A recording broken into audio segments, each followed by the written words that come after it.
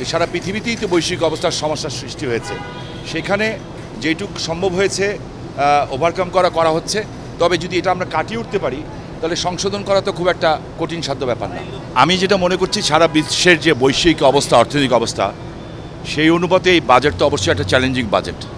But আমি একটা বিশ্বাস রাখি যে জাতির পিতার কন্যা শেখ হাসিনা, আপনারাও এটা সাক্ষী আছেন, উনি শুধু স্বপ্ন দেখেন না, স্বপ্ন বাস্তবায়নও করেন। তাই যেই বাজেট আজকে অনেকের কাছে হয়তো মনে হবে এটা পরিপূর্ণ করা কষ্টসাধ্য, তবে আমি বিশ্বাস করি আল্লাহ রাব্বুল আলামিন যদি ওনাকে হায়াতে তৈয়বা দান করেন, ইনশাল্লাহ এই বাজেট পরিপূর্ণ হয়েও আমরা সামনেতে আরও ভালো জিনিস পাবো ইনশাল্লাহ। All time Roma.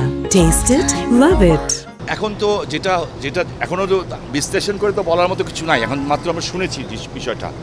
পরীক্ষা নিরীক্ষা ছাড়া এটা বলার মতো সক্ষমতা আমার ব্যক্তিগতভাবে নাই। তবে আমি যেটা মনে করি যে সারা পৃথিবীতেই তো বৈশ্বিক অবস্থার সমস্যার সৃষ্টি হয়েছে, সেখানে যেটুক সম্ভব হয়েছে ওভারকাম করা হচ্ছে।